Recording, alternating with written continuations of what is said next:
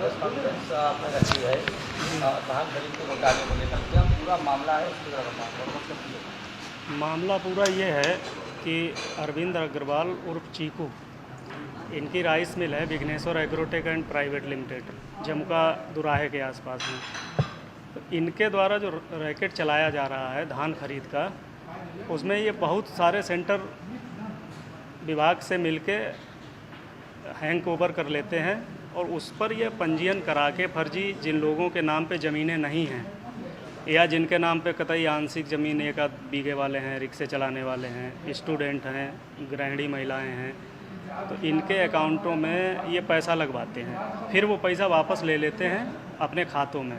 एक Arvind trading company इनकी firm है और इनके रिश्तेदारों की फ़र्म है Sachchidanand fruit company, Nanak Chand and company, जो यहाँ प्रदेश में हैं भी नहीं, ना ज़िले की है, वो प्रदेश से बाहर की हैं, उत्तराखंड उधम सिंह नगर की। उनमें भी कई करोड़ों के ट्रांजैक्शन यहाँ से फर्जी किसानों के खातों से इन्होंने कराए हैं। अब उन किसानों का इतना दोहन हो रहा है कि उनकी पेंशनें कट रही हैं, आवास नहीं मिल रहे हैं जिनको मिलने चाहिए, जो भी सरकारी सुविधाएं मिलनी चाहिए वो मिल नहीं रही हैं। तो ये जो पैसे की रिकवरी होने की बात चल रही है, जैसे एक एसडीएम साहब अपने एडीएम साहब आए थे तो उन्होंने कहीं रिकवरी कराई थी, अब ये खबर आ रही है कि उनकी रिकवरी होंगी।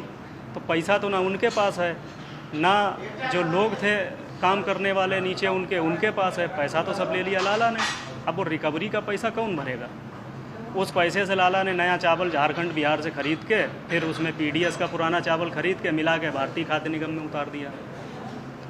मलाई हमने शिकायत भी करी है, मुख्यमंत्री पोर्टल पे शिकायत की है और डीएम साहब को भी की है, खाद्य आयुक्त को की है और मुख्य सचिव को भी की है। दिल्ली में एफपीडी डिपार्टमेंट में विजिलेंस ब्यूरो को जांच हमने की है, लेकिन अभी कार्रवाई कहीं से कुछ आगे बढ़ नहीं रही है। उम्मीद है कि अब कुछ कार्रवाई होगी। डीएम साहब ने आज आश्वासन दिया है कि इसकी टीम जो है वो एडीएम साहब की अध्यक्षता में बनाई जाएगी और जांच कराई जाएगी। ऐसे लोग हैं उनको फर्जी किसान उनके कागज हजारों। तो ये कैसे संपर्क में आए? कौन लोग वो हैं जो मिल मालिक तक इन लोगों को ले जाते हैं? जिनको हम जानते भी हैं, हम भी जानते हैं, अन्य लोग हैं वो भी जानते हैं, जो संपर्क जिनको ये बताते हैं कि यहाँ जाना है, वहाँ जाना है, वैसे संपर्क करना, ऐसे संपर्क करना, तो उन तमाम लोगों को हम जानते हैं जो पूरे जनपद में फैले हुए हैं, जो इनके लिए काम करते हैं। जैसा ये बताते हैं वैसा वो लोग करते हैं।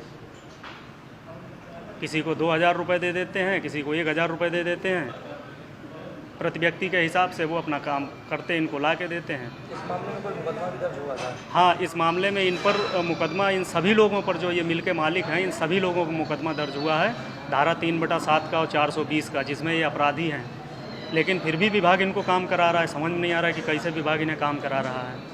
क्या 3/7 की मुकदमा दर्ज होने के बाद क्या उस फर्म को काम दिया जा सकता है?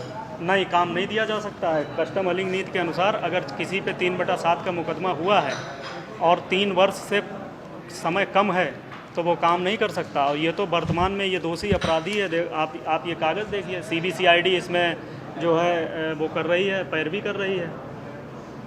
अच्छा सुनील सिंह जी, 3/7 जो धारा है, हाँ, ये नॉन अवेलेबल है, ये नॉन अवेलेबल। इसमें अभी तक क्या इनकी गिरफ्तारी हुई थी किसी? अभी तक इनकी कोई गिरफ्तारी नहीं हुई है और ये पता नहीं कैसे 20 साल तक इनको लगातार जो है स्टे इनकी गिरफ्तारी पे मिलता रहा है।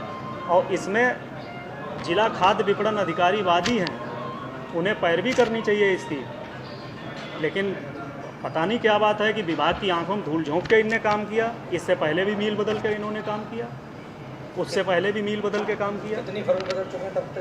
ये न जाने कितनी फर्में चलाते हैं, लेकिन 3-4 को तो हम जानते ही हैं। इसकी गहनता से जांच हो जाए शासन लेवल की किसी टीम से या तो CBI वगैरह से, तो ये मामला पूरी तरह से छन के आ जाएगा, शीशे की तरह साफ। क्या अब आपको धमकाया भी जा रहा है? हमारे घर में घुसे हैं ये लोग हथियार लेके। अगर CCTV कैमरे इधर उधर ना लगे होते तो शायद हमारी हत्या भी उस दिन कर ही देते। क्या इस मामले को लेकर कोई धमकी या मतलब इस तरीके का धमकाया जा रहा है कि आप? हाँ, लगातार मेरी रैकी हो रही है। हमारा घर से बाहर निकलना मुश्किल है, हम कहीं जाते हैं तो साथ में किसी न किसी को लेके जाते हैं, और अगर इस तरीके से चलता रहा तो हो सकता है हत्या होने के बाद भाई शासन प्रशासन जाग जाए। अगर कोई दुर्घटना आपसात होती है तो किसको जिम्मेदार माने? शासन प्रशासन जिम्मेदार है। दुर्घटना के बाद जिन्हें पोस्टमार्टम हमारा कराना है। जांच कौन कर रहा है? जांच कराने के लिए अब ये भी एक हास्यास्पद विषय है कि जो केंद्र प्रभारी बनते हैं एमआई, एसएमआई और एमओ लेवल के, वो इसमें देखिए ये जांच समिति है 3 सदस्यों की, वही लोग जो है इसमें जांच कमेटी में बनाए गए हैं। और हम अगर जाते हैं वहाँ साक्ष्य देने तो मज़े से चुटकुले लेते हैं।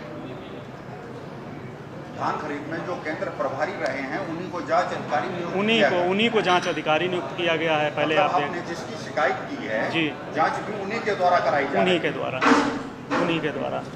अब ये 3/7 का जो मुकदमा है, इसमें अगली तारीख लगी है 9 अक्टूबर की। तो ये कोई आरोप तो है नहीं, हम सीधे दस्तावेज आपको दिखा रहे हैं। इन पर जो चार्जशीट है, इसमें एफआईआर भी नहीं लगी है, चार्जशीट लगी है। वो चार्जशीट भी आप लोगों को दिखा रहे हैं। ये चार्जशीट है। तारीख कहाँ है? कोर्ट में? कोर्ट में तारीख है। ये चार्जशीट है। अब क्या आगे का विचार है आपका? क्या अगर जांच निष्पक्ष नहीं होती है तो हम जितने भी इसमें पीड़ित लोग हैं, हम भी स्वयं पीड़ित हैं, हमारे माँ बाप भी पीड़ित हैं, आज जितने लोग आए हैं वो सब पीड़ित हैं। हम सब लोगों को लेके जो है लखनऊ योगी जी के यहाँ धरना देंगे।